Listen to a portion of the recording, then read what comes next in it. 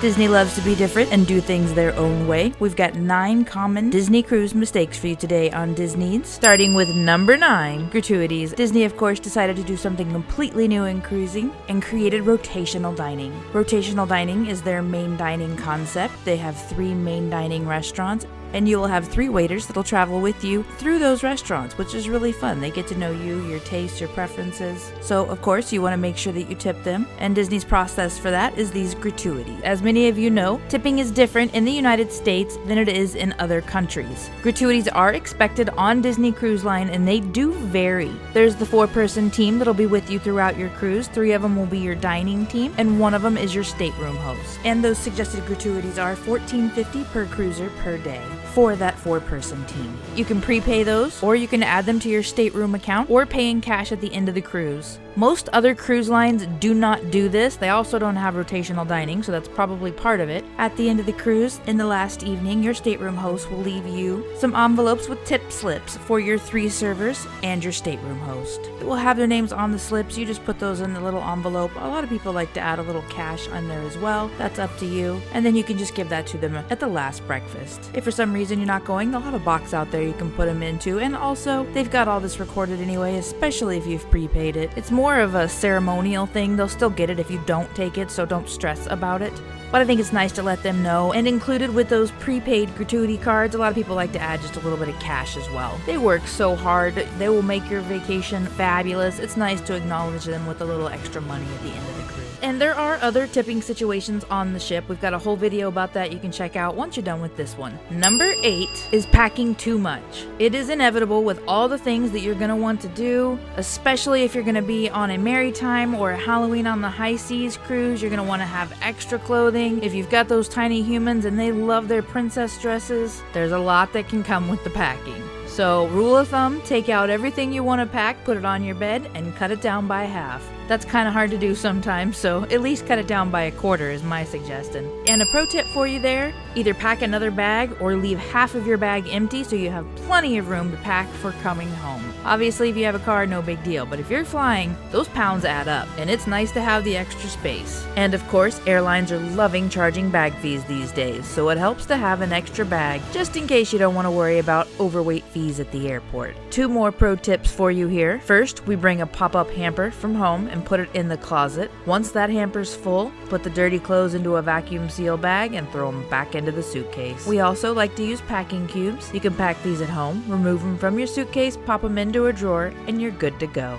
Of course, your stateroom host will come twice a day to clean up, but you don't want your stuff all over the place. And just in case you need it, if you've got those tiny humans, they do have laundry available on board, both self-serve and the kind that you can hang at the door and they'll bring it back the next day, which, by the way, is a great price. I believe it was $150 for a shirt to get laundered and brought back within 24 hours, or a tie. Another common mistake made on Disney Cruise Line is number 7, tiny humans. They have tiny human clubs for ages up to 3 to 12, 12 to 14, and 14 to 17. Within those clubs, each one of them will have what they call icebreakers the first night. And it is really great to get the tiny humans there for that first night. They do a little bonding with the icebreakers, break the ice, ta-da! Helps them get to know each other. That way they really feel like they're a little bit of a group going through the cruise, which is a lot of fun for them. Obviously, that's not going to be every child. If they just want to go and play on their own, that's great too. But that is a great way to also make friends, is just to be there that first night. Number 6 is your online check-in. You want to do your online check-in and your activity selections as soon as you are able.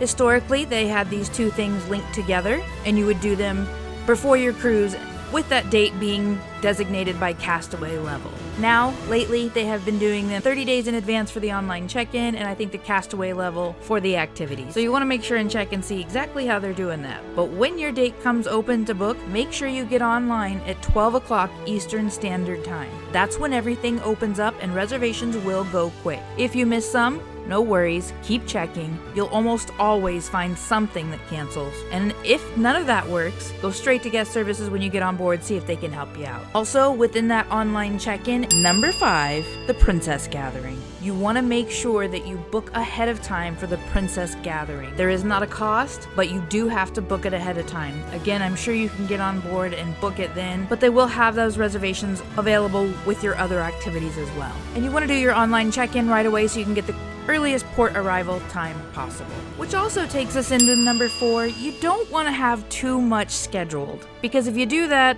it's not going to be fun. We always have alcohol tastings booked, Palo Brunch, Palo Dinner, which are their specialty restaurants. 18 and up, they are an extra charge and they are fabulous. So we'll have a lot going on. But within that, you want to make sure you leave yourself some downtime. You do have to do some planning with Disney Cruise Line, and it can be easy to get too scheduled. Too many tastings, port excursions, Palo Brunches, dinners, etc. And of course that Princess Gathering. So make sure you leave some downtime in there. It might seem like a few hours is enough. It's not. It's your vacation. Make sure you've got a day, or at least a couple of half days. You really want to enjoy some relaxation while you're there as well. It's so peaceful.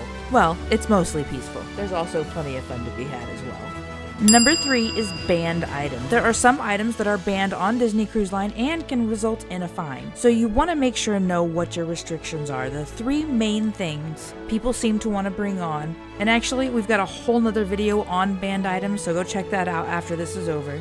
But the 3 main things people like to bring on are extension cords and surge protectors. Those are banned. Appliances such as rice cookers, bottle warmers, heating pads, all banned. They do have some bottle warmers, sterilizers on the ship. Go straight to guest services when you get on. There's a limited amount available. And the third one is inflatables.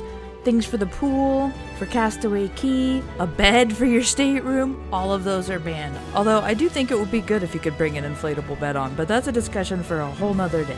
All 3 of those are not allowed, so just make sure you check into that. Number 2 common mistake is having flights that return too early. If for some reason you get stuck coming into port and cannot come in right away, or there's issues on the highway, you don't want to have to be rushing for your flight. Suggested, always have your flight leave after 1 p.m. I've heard a lot of people try to say 11 a.m. Forget about it. You're trying to get off the ship by 9 a.m. at the latest. Obviously you can get off early, but if you're in Galveston and it's foggy, you can't get into the port until they're ready. And you could easily miss an 11 a.m. flight, so just don't book your flights too early. And number 1, of course, it's 2022. Make sure you've got your COVID compliance. Make sure you've got your prick tests, your pre-tests, your vaccines, everything. They've got a know before you go section. Go there. Make sure you know what you need to do. That's it. 9 common Disney cruise mistakes. Thanks for being here, everybody. If you haven't seen it, we've been doing some more Disney World videos recently. The most recent being, is Walt Disney World even worth it? And I don't have a spoiler alert for you there, so go check it out. Let us know if there's anything in particular you'd like to see. Thanks for joining us. Thanks for subscribing. Thanks for coming back. I just really love doing these videos. I think it's important to know what you're getting into, so thanks for being here, and we'll see you real soon with some more Disneeds.